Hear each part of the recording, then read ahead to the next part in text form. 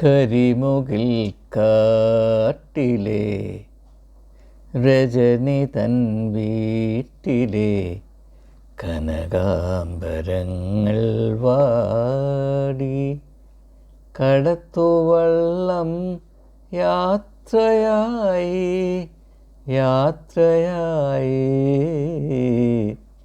കരയിൽ നീ മാത്രമായി.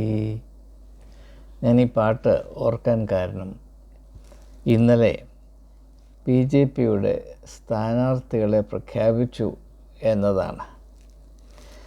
അതിൽ നമ്മുടെ ഏവരുടെയും ചങ്ക് തകർത്തുകൊണ്ട്, അതായത് നമ്മളിൽ ചങ്കുള്ളവരുടെ മാത്രം ചങ്ക് തകർത്തുകൊണ്ട് പൂഞ്ഞാറിൻ്റെ എല്ലാമായ ശ്രീ PC തോമസ്, ശോഭാ സുരേന്ദ്രൻ പരമചറ്റ എന്ന് പറഞ്ഞ PC തോമസിന് പത്തനംതിട്ട സീറ്റ് കിട്ടും എന്ന വലിയ സ്വപ്നം താലോലിച്ച് അദ്ദേഹം BJPയിൽ ചേക്കേറിയതാണ് നമുക്കറിയാം. പക്ഷേ യാതൊരു നിബന്ധനയുമില്ലാതെയാണ് ഞാൻ അങ്ങോട്ട് പോകുന്നത് എന്നും BJP നേതൃത്വം തനിക്ക് ഇനി ശിഷ്ടമുള്ള നാളുകളിൽ തരാൻ ഉദ്ദേശിക്കുന്ന ജോലി BJPയുടെ ഓഫീസ് അടിച്ച് തൂത്ത്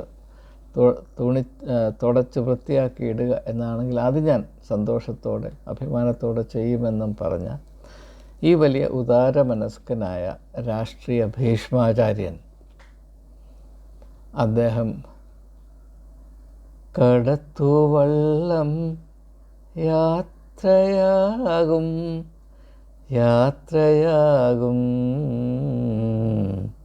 BJP മാത്രമാകും. BJP ഉപേക്ഷിച്ച് അദ്ദേഹം അവിടെ നിന്നും യാത്രയാകാനാണ് സാധ്യത. കാരണം സ്വന്തം കാര്യം മാത്രം അന്വേഷിച്ച് ഒരു സത്യക്രിസ്ത്യാനി എന്ന നിലയിൽ എന്താണ് പറയുന്നത്, നമുക്കെല്ലാവർക്കും കേരളത്തിലെ കത്തോലിക്ക വിശ്വാസികൾക്ക് മുഴുവനും ആദർശപുരുഷനായി നിൽക്കാൻ യോഗ്യതയുള്ള ഏക വ്യക്തിയാണ് താനെന്ന് അദ്ദേഹവും അദ്ദേഹത്തിൻ്റെ തലതൊട്ടപ്പന്മാരായ എല്ലാ മെത്രാന്മാരും സാക്ഷീകരിക്കുന്ന ഒരു സാഹചര്യത്തിലാണ് നാം ഈ കാര്യങ്ങൾ പറയുന്നത്. അപ്പോൾ അദ്ദേഹം യാതൊരു സ്വാർത്ഥ താല്പര്യമില്ലാതെ യേശുവിൻ്റെ ഭാഷയിൽ പറഞ്ഞ സ്വയം ത്യജിച്ച് BJPയുടെ ക്രൂശെടുത്ത് മോദിയെ അനുഗമിക്കാനായിട്ട് ഇറങ്ങിത്തിരിച്ച ഈ മാന്യദേഹം ഒന്നും പ്രതീക്ഷിച്ചല്ല അങ്ങോട്ട് ചേക്കേറിയതെങ്കിലും അദ്ദേഹത്തിൻ്റെ പ്രതീക്ഷകൾ ഇതാ തകർന്ന് തരിപ്പണമായിരിക്കുന്നു. അതുകൊണ്ട് BJPയിൽ നിന്നും ഏറെ താമസിയാതെ അദ്ദേഹം യാത്രയാകാനാണ് സാധ്യത. പക്ഷേ ഒരേ ഒരു പ്രശ്നം, ഇനിയും പോകാൻ ഇടമില്ല. ഇടതിൽ നിന്ന് വലതിലേക്കും വലതിൽ നിന്ന് ഇടതിലേക്കും ഇത് രണ്ടിൽ നിന്നും അതിൻ്റെ മധ്യത്ത് നിൽക്കുന്ന ഇടങ്ങളിലേക്കും ഒരു വൃക്ഷത്തിൻ്റെ കൊമ്പുകളിൽ എങ്ങനെയാണ് അണ്ണാൻ ചാടിക്കളിക്കുന്നത്, അതുപോലെ ചാടിക്കളിച്ച ഈ പൂഞ്ഞാർ രാഷ്ട്രീയ അഭ്യാസി അദ്ദേഹത്തിന് ഇനിയും ചാടാൻ കൊമ്പുകളില്ല. അതുകൊണ്ടാണ് ഒരുപക്ഷെ അത് തിരിച്ചറിഞ്ഞിട്ടായിരിക്കും അദ്ദേഹം പറഞ്ഞത്, എനിക്കൊന്നും തന്നില്ലേലും BJPയുടെ ഏതെങ്കിലും ഒരു ഓഫീസ് തൂത്ത് തുടച്ച് വൃത്തിയാക്കി വെക്കാനുള്ള ഒരു അവസരം നൽകിയാൽ മതി, ഞാൻ ആ ഒരു കടമ നിർവഹിച്ച് സായുജ്യമടഞ്ഞ് ശിഷ്ടമുള്ള നാളുകൾ കഴിഞ്ഞുകൊള്ളാം. അതിൻ്റെ ആനുകൂല്യം എൻ്റെ അരുമപുത്രനായ ഷോണിനും കിട്ടിയാൽ മതി എന്ന് വളരെ വിനയപുരസരം അദ്ദേഹത്തിന് പറയാൻ കാര്യം ഭാഗ്യവചനങ്ങൾ അദ്ദേഹത്തിന് കാണാപ്പാടം അറിയാവുന്നത് കൊണ്ടാണ്. സൗമ്യതയുള്ളവർ ഭാഗ്യവാന്മാർ, അവർ BJPയെ അവകാശമാക്കും.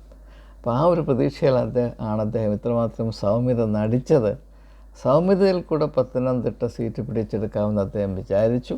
അവിടെ ഒരംഗം നടത്താനുള്ള അവസരം കിട്ടുമെന്ന് വിചാരിച്ചു. പക്ഷേ സൗമ്യത വില പോകുന്നൊരു പാർട്ടിയല്ല BJP എന്ന് പൂഞ്ഞാർ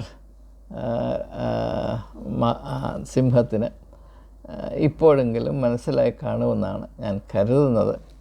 ഏതായാലും ഇതൊരു വലിയ അപരാധമായിപ്പോയി. വാസ്തവത്തിൽ ഞാനിപ്പോൾ PC ഓർക്കുമ്പോൾ എൻ്റെ മനസ്സിൽ ഒരു ഊറിയ വേദനയുണ്ട്. ഈ വയസ്സുകാലത്ത് അയാളോട് ഇത് വേണ്ടായിരുന്നു. തീർച്ചയായും എന്തെങ്കിലുമൊക്കെ പ്രതീക്ഷ വെച്ചുകൊണ്ടാണ് അങ്ങോട്ട് പോയത് എന്ന് രാഷ്ട്രീയത്തെപ്പറ്റി ബാലപാഠം അറിയാവുന്ന എല്ലാവർക്കും ബോധ്യമുള്ളതാണ്. ഇപ്പോൾ സേവനത്തിനുള്ള അവസരം മാത്രം അന്വേഷിച്ചാണ് PC മകനും അങ്ങോട്ട് BJPയിലോട്ട് പോയത് എന്ന് പറഞ്ഞാൽ നമ്മളിത് പറയുന്നത് അവിടെ നിൽക്കുന്നൊരു പേപ്പട്ടി കേട്ടാൽ അത് ചിരിക്കും. അപ്പോൾ ഈ വയസ്സും പ്രായമായ കാലത്ത് വലിയ പ്രതീക്ഷയിൽ അങ്ങോട്ട് പോയതാണ്. ആ വലിയ ഹൃദയം എന്ന് പറഞ്ഞാൽ ഈ ശരീരത്തിൻ്റെ സൈസ് വെച്ചാണല്ലോ ഹൃദയം. അതായത് ഈ നമ്മുടെ മുഷ്ടിയുടെ വലിപ്പം ആയിരിക്കും ഓരോരുത്തരുടെയും ഹൃദയത്തിന്, ചങ്കിന്. അപ്പോൾ PC-യുടെ മുഷ്ടി എൻ്റെ മുഷ്ടിയുടെ 2 ഇരട്ടിയുണ്ട് എന്ന് നിങ്ങൾക്കറിയാം. കാരണം എനിക്ക് ആകപ്പാടെ 68 കിലോയെ തൂക്കമുള്ള PC-യുടെ പകുതി ഭാരം എനിക്കില്ല. അപ്പോൾ അദ്ദേഹത്തിൻ്റെ ചങ്ക് വലുതാണ്. ആ ചങ്ക് പൊട്ടിപ്പോയാൽ കേരളത്തിൽ മുഴുവനും അതിൻ്റെ ചോര തെറിച്ചു വീഴും എന്നൊരു ചിന്ത എനിക്കുണ്ട്. അപ്പോൾ അദ്ദേഹത്തെ ഈ ഒരു അവസ്ഥയിലായി കാണേണ്ടി വന്നല്ലോ എന്നോർത്ത് ഞാൻ ദുഃഖിക്കുന്നു. എന്നാലും അദ്ദേഹം ഒരു നല്ല അടിയുറച്ച വിശ്വാസിയും ക്രിസ്ത്യാനിയുമായതുകൊണ്ട് ഇങ്ങനെയുള്ള എല്ലാവിധ പ്രതികൂലങ്ങളെയും അതിജീവിക്കാനുള്ള കഴിവുണ്ട്. ഇപ്പോൾ PC-യെ സംബന്ധിച്ചിടത്തോളം ഇത് ഗലീലാക്കടലൊന്ന് ഇളകിയതുപോലെയുള്ളൂ. PC ഗലീലാക്കടലിൽ കൂടെ സഞ്ചരിച്ച പടക് മുങ്ങാറായി എന്ന് തോന്നിയാലും PC കരയത്തില്ല. കാരണം പത്രോസ് മണ്ടനാണ് ആയിരുന്നു എന്ന് PC-ക്ക് അറിയാം. അപ്പോൾ അതിൻ്റെ ഒന്നും ആവശ്യമൊന്നുമില്ല.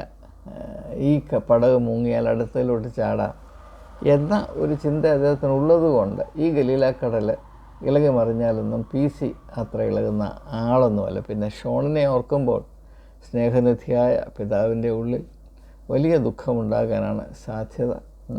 ഷോണിൻ്റെ രാഷ്ട്രീയ ഭാവി ഇപ്പോൾ ഞണ്ടിൻ്റെ പോലെ ഞണ്ട് പുറകോട്ടാണ് പുരോഗമിക്കുന്നതെന്ന് നമുക്കറിയാം. അപ്പോൾ 2 അപ്പനും മകനും 2 രാഷ്ട്രീയ ഞണ്ടുകളായി ഇപ്പോൾ കേരളത്തിൽ സ്ഥിതി ചെയ്യുന്നുണ്ട്. മോദിജിയോട് കാണിച്ച വലിയ എളിമയാർന്ന ബഹുമാനം മോദിജി എന്നേ വിളിക്കുമായിരുന്നുള്ളൂ. ഇപ്പോഴും അങ്ങനെ തന്നെ, ഇനിയും അങ്ങനെ തന്നെ വിളിക്കാനേ സാധ്യമാകുകയുള്ളൂ, മോദിജി. പക്ഷേ എന്തുകൊണ്ടോ മോദിജി കണ്ണു തുറന്നില്ല. ആ നട, ആ പ്രത്യാശയുടെ നട. ഇപ്പം ഈ പത്തനംതിട്ടയിൽ നിന്ന് ജയിച്ച് മത്സരിച്ച് MP ഒക്കെ ആയി ജോർജിന് ഒറ്റ ഒരു അജണ്ട ഉള്ളത്, അത് എങ്ങനെയെങ്കിലും ശബരിമല അയ്യപ്പനെ സംരക്ഷിക്കണം. അപ്പോൾ അവിടുത്തെ നട തുറക്കും. ആ നട തുറന്നാൽ രാഷ്ട്രീയമായ അയ്യപ്പനെ കാണാനൊക്കും, അങ്ങനെ സായുജ്യമടയാം എന്ന് വിചാരിച്ച പാവം PC ഇതാ ഇങ്ങനെ നിൽക്കുന്നു. എന്ത് ചെയ്യും? ഇതൊക്കെ കാണേണ്ടി വരുന്നല്ലോ എന്നോർക്കുമ്പോൾ എനിക്ക് സഹിക്കാനാകുന്നില്ല. ഞാൻ ഒന്ന് പോയി ആ വലിയ മനുഷ്യനെ ചെറുതായിട്ടൊന്ന് ആശ്വസിപ്പിക്കണോ വേണ്ടയോ എന്ന ഒരു ചിന്തയിലാണ് ഇപ്പോൾ. പക്ഷെ എനിക്ക് തോന്നുന്നു ഈ പത്തനംതിട്ടയിൽ നിന്ന് പ്രാപിച്ച തിരിച്ചടി മൂലം PC-യുടെ ഇപ്പോഴത്തെ അവസ്ഥ 2000 വർഷങ്ങൾക്ക് മുൻപ് ഹെരോദാവിൻ്റെ ക്രൂരത കൊണ്ട് പലസ്തീനിലെ പെണ്ണുങ്ങൾ സഹിച്ച വേദന, 2000 കുട്ടികളെ കൊന്നൊടുക്കിയ ഹെരോദാവിൻ്റെ ആ ക്രൂരത കൊണ്ടേ അവിടുത്തെ അമ്മമാർക്ക്, വേദപുസ്തകം പറയുന്നത്, അവർക്ക് സമാധാനം സ്വീകരിപ്പാൻ മനസ്സില്ലായിരുന്നു. They refused to be comforted എന്നാണ് പറയുന്നത്. അപ്പം ഞാൻ ഈ വയസ്സുകാലത്ത് പോയി ഈ പർവ്വതം പോലെയുള്ള മനുഷ്യനെ, അവൻ വഹിക്കുന്ന ഹിമാലയം പോലെയുള്ള ഈ ഒരു ദുഃഖത്തെ, അതിൻ്റെ ഒരു ശമനം വരുത്താനായിട്ട് ശ്രമിച്ചാൽ എൻ്റെ ആശ്വാസവാക്കുകൾ സ്വീകരിപ്പാൻ ആ വലിയ മനുഷ്യന് മനസ്സുണ്ടാകുമോ ഇല്ലയോ എന്നതിനെപ്പറ്റി എനിക്ക് കാര്യമായ ഒരു ആശങ്കയുണ്ട്. ആ ആശങ്ക തീർന്നെങ്കിൽ മാത്രമേ ഞാൻ പൂഞ്ഞാറേക്ക് പോവുകയുള്ളൂ എന്നുകൂടെ ഞാൻ പറയുകയാണ്. ഏതായാലും ഇത് ഒരിക്കലും ഇങ്ങനെ സംഭവിക്കരുതായിരുന്നു. എന്നാൽ ഒരു പ്രത്യാശയ്ക്കുള്ള പഴുത് കിടപ്പുണ്ട്. 16 പേരെ മാത്രമേ ഇതുവരെ അനൗൺസ് ചെയ്തുള്ളൂ. ഇനിയും കിടക്കുന്ന 4. അതിലെവിടെയെങ്കിലും ഇദ്ദേഹത്തെ തിരുകണം എന്ന് ഞാൻ മോദിയോടും മോദിജിയോടും അമിത് ഷാ ജിയോടും ഞാൻ വിനീതമായി അപേക്ഷിക്കുന്നു. ഒരു വലിയ സാഹസികമായ ചുവടുവയ്പ്പോടെ നിങ്ങളുടെ അടുത്തേക്ക് വന്ന് നിങ്ങൾക്ക് കേരളത്തിൻ്റെ മണ്ണിൽ ഒന്ന് കാലുകുത്തുവാൻ ഇടമുണ്ടാക്കാനായി തികച്ചും നിസ്വാർത്ഥമായ ആദർശപരമായ ഉദ്ദേശത്തോടുകൂടെ കടന്നു വന്ന ഈ വലിയ മനുഷ്യനെ നിങ്ങൾ ദയവായി ഈ ചായക്കോപ്പയിൽ വീണ ഈച്ചയെപ്പോലെടുത്ത് വെളിയിൽ കളയരുത്. ഓഫീസ് തൂത്തോളാമെന്നൊക്കെ പറഞ്ഞൊരു ഭംഗിവാക്ക് പറഞ്ഞതാണ്. അയാൾക്കൊരു കോൺസ്റ്റിറ്റ്യുവൻസ് നിങ്ങൾ കൊടുക്കണം, എവിടെയെങ്കിലും കൊടുക്കണം. അത് അതിൻ്റെ ന്യായമാണ്. പരാജയപ്പെടും എന്ന് തീർച്ചയായിട്ടുള്ള സീറ്റ് കൊടുത്താലും മതി, പുള്ളി ഒന്ന് മത്സരിച്ചോട്ടെ. കാരണം അത്രമാത്രം രാഷ്ട്രീയ പാരമ്പര്യമുള്ള, എന്ന് മാത്രമല്ല അതിനേക്കാൾ വലിയ യോഗ്യത അദ്ദേഹത്തിൻ്റെ അപ്പനൊരു അബ്കാരിയായിരുന്നു. അപ്പോൾ ആ ഒരു വലിയ പാരമ്പര്യമുള്ള ഒരു വ്യക്തിയെ നിങ്ങളിങ്ങനെ കൊച്ചാക്കരുത്, ഊശിയാക്കരുത്. ദയവായി പരിഗണിക്കണം. പരിഗണിക്കുമെന്നതിന് ഉത്തമ ഒരു വിശ്വാസം എനിക്കുണ്ട്. അടുത്ത ലിസ്റ്റിൽ PCയോ അദ്ദേഹത്തിൻ്റെ മകനായ ഷോണോ കാണും എന്ന പ്രതീക്ഷയിൽ വാക്കുകൾ ഉപസംഹരിക്കും.